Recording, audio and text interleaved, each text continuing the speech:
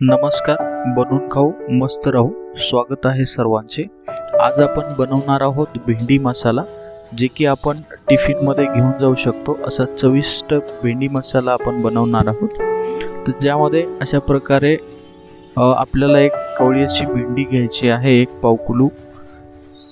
पावकुलीच्या अंदाजामध्ये. तर ते भेंडी चांगल्या प्रकारे धुवून घ्यायची. ताटामध्ये धुवून घेतल्याच्या नंतर असे आपले त्या भेंडीचे देठ आणि शेंडा कापून घ्यायचा.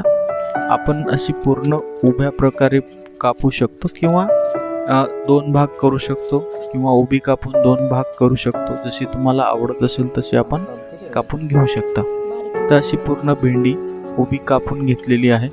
तर पूर्ण 4 ते 5 असे भाग 6 भाग करून घेतले भेंडीचे उभे कापून. तशी पूर्ण भेंडी कापून घेतली. तर पूर्ण भेंडी कापून घेतल्याच्या नंतर आपण कढई ठेवूया. तर कढई गरम करण्यासाठी ठेवलेली, त्यामध्ये तेल टाकलं. तेल गरम करून थोडीशी अर्धा चमचा आपण त्यामध्ये मोहरी घालूया. तर मोहरीमध्ये घातल्याच्या नंतर थोडंसं चांगली चव येऊन जाईल. त्यानंतर चवीसाठी थोडे जिरे आपण त्यामध्ये टाकून घेऊया. एक अर्धा चमचा जिरे टाकून घेऊया. अर्धा चमचा जिरे टाकले की ते तेलामध्ये चांगले कडकडू देऊया. कडकडू दिल्याच्या नंतर आपण त्यामध्ये जे आपण कापलेली लसूण आहेत ते लसूण आपण टाकून घेऊया. तर लसणामुळे चवीला चांगली लागेल. तेलामध्ये, गरम तेलामध्ये हा लसूण चांगला कडकडू घेऊया जिरे आणि मोहरीसोबत.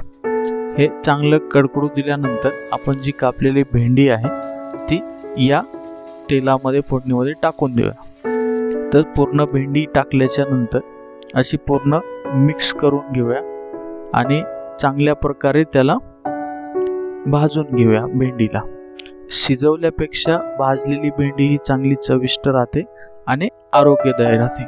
ज्यामध्ये विटॅमिन आणि फायबर असतं चांगल्या प्रकारे.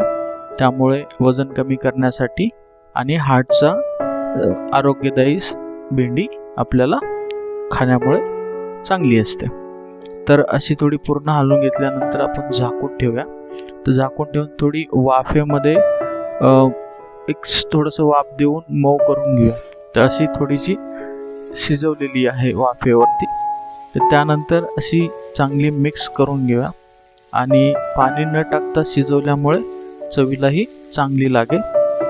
भेंडीला चिकटपणा असल्यामुळे ती आपण जास्त याच्या वाफेवरती शिजवून घेऊया. एक चमचा असं तिखट टाकून घेऊया.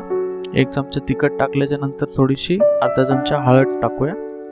हळद टाकल्याच्या नंतर थोडंसं चवीसाठी आपण धना पावडर पण त्यावर मिक्स करून घेऊया. धना पावडर टाकल्याच्या नंतर वरतून आपल्याला थोडंसं चवीप्रमाणे मीठ टाकायचं. तसं एक चवीप्रमाणे अर्धा एक चमचा मीठ टाकून घ्या. आणि मीठ आणि तिखट टाकल्यानंतर अशी भेंडी चांगल्या प्रकारे आपण मिक्स करून घेऊया. तर मिक्स केल्याच्या नंतर अशी गरम गरम अशी भेंडी त्यामध्ये आपल्याला शिजू द्यायची. तर अजून चांगल्या प्रकारे मिक्स करून त्यामध्ये आपल्याला शेंगदाण्याचं कूट पण घालायचे, ज्यामध्ये आणखी चविष्ट आणि मिळून येईल. तसं थोडंसं शेंगदाण्याचं कूट करून आपण त्यामध्ये टाकून देऊया आणि चांगल्या प्रकारे मिक्स करून घेऊया. तर अशा प्रकारे आपली कुरकुरीत आणि गरम, जे की आपण भाजीला टिफिन घेऊन जाऊ शकतो. टिफिनला ही भाजी झाकून ठेवून अशी पूर्ण मऊ होऊ देऊ.